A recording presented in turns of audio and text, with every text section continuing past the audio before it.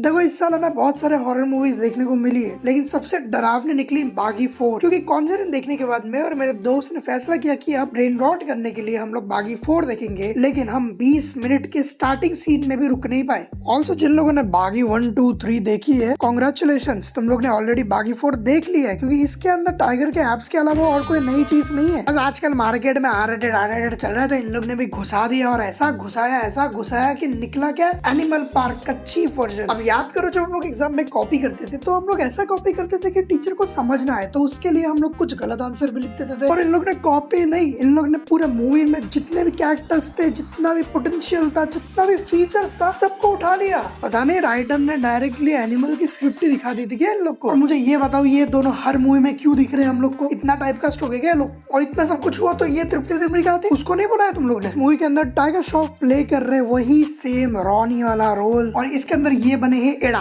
तेरे नाम और देवा का मिक्सचर। और जब भी किसी इंसान को पागल दिखाना है तो एग्रेशन और फ्रस्ट्रेशन निकाल दो और किसी के ऊपर छाड़ दो। टाइगर भाई, मुझे मालूम है कि आपको बॉडी दिखाना पसंद है, तो एक काम करो, नेक्स्ट मूवी में आप कपड़े पहनो ही मत, हम एडजस्ट कर लेंगे। लो भाई, बन गया वो मेंटल पेशेंट। और फीमेल लीड में बाजवा, सोनम बाजवा, जो कि सेम ऑब्जेक्टिफिकेशन कर रही है जैसे उन्होंने हाउसफुल 5 में किया। सेम प्रोडक्शन हाउस है तो क्या ही फर्क पड़ेगा। और मैं सच बता रहा हूँ, एक सीन के अंदर जब इनकी एंट्री होती है, यहाँ पर ये लोग मोन करती है और दिखाया जाता है कि ये बर्तन धो रही है। मतलब अभी भी ये सब मूवीज में दिखाया जाता है, मतलब इतना क्रिंज। देखो पर्सनली मैं टाइगर श्रॉफ को हेट नहीं करता, ठीक है, वॉर में हम लोग ने उनकी एक्टिंग देखी है भाई, वो सन की रोल में एकदम लगते हैं वो। लेकिन अब उनकी भी गलती नहीं है, क्योंकि बागी तो उनकी एक सक्सेसफुल फ्रेंचाइज है। पता नहीं इलॉजिकल सीन्स और इतने बॉम्ब ब्लास्ट के बाद भी ये चल कैसे रही है, कौन देख रहे हैं इन्हें। देखो इसमें गलती है मेकर्स की। टाइगर श्रॉफ एक्चुअल में बहुत ही सही मार्शल आर्टिस्ट है, इतने वो ऊट पटांग हरकतें, ऊंची छलाई ये सब मारते हैं, मुझे पता नहीं क्या बोलते हैं, जो कि एक्चुअल में अच्छा भी लग रहा था देखने। लेकिन थोड़ी स्टोरी के ऊपर भी ध्यान देते हैं। हाँ, स्टोरी से याद है, मैं स्टोरी बता देता हूँ शॉर्ट में। तो अपने बाबा की जो आइटम रहती है ना, वो एक्चुअल में सेम दिखती है टाइगर श्रॉफ के आइटम की तरह, लेकिन संजू बाबा के शादी के टाइम पे ही इसकी आइटम कुल, और इसके आइटम एक नंबर की अजीब ही थी, जहाँ पर किसी का हाथ काट के लाती है, और जब संजू बाबा पूछते हैं क्यों काटा, तो बोलते वो लेफ्टी था। तो इस बात पे थोड़ा हंस रहे थे, तो हाँ मैं कहा था हाँ। तो इसके आइटम के मरने के बाद ये जाता है चर्च, जहाँ पर ये टाइगर श्रॉफ की बंदी को देखता है, जो कि एक्चुअल में सेम दिखता है उसकी बंदी की तरह, और ये उन दोनों का एक्सीडेंट करा देता है। और टाइगर श्रॉफ की बंदी जो इसकी तरह दिखती है, जो कि एक्चुअल में उसकी बंदी नहीं है, उसे किडनैप कर देता है। देखा ना कितना कंफ्यूजिंग है। तो सोचो हमारा क्या हाल हुआ होगा। तो लेकिन अब टाइगर श्रॉफ की जो बंदी है, जो संजू बाबा के साथ थी, वो उसे चैलेंज देती है कि अगर रॉनी 1 साल के अंदर उसे नहीं बुला तो वो संजू बाबा से शादी कर लेगी। लेकिन यहाँ पर संजू बाबा बोलता है कि मैं उसे तेरे नाम बना दूंगा। मतलब गांडू समझते हैं लोग ऑडियंस को। तो वो उसके फोन से, उसकी लाइफ से, उसकी चड्डी बनियान से, घर से, हर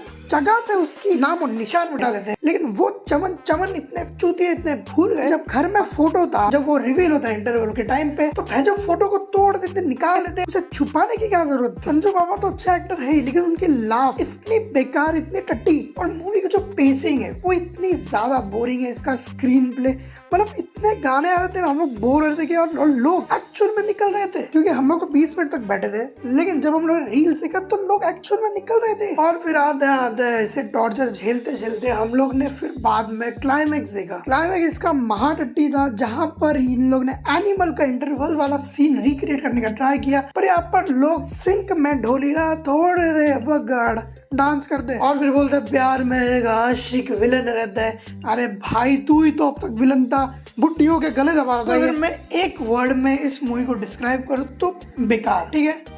तो ये बागी की फ्रेंचाइज बुरी नहीं है, उसके फर्स्ट और पार्ट 2 एक्चुअल में अच्छे थे, लेकिन थर्ड के बाद फिर गणपत, बड़े मियाँ, छोटे मियाँ, फ्लाइंग जेट, इन लोग क्या टाइगर श्रॉफ को अच्छी स्क्रिप्ट चूज करनी चाहिए, लेकिन अब उस बंदे का भी कोई इसमें हाथ तो है नहीं, मेकर्स की गलती है। तो अगर तुम लोग अपने पैसे वेस्ट नहीं करने तो मत जाओ ये मूवी देखने। और नेक्स्ट में आऊंगा कॉन्जरिंग के ऊपर, वो मूवी भी मत देखना। तो अभी मैं चलता हूँ, सब्सक्राइब करना और लाइक करना, और बताओ तुम लोग को क्या लगता है मूवी के बारे में।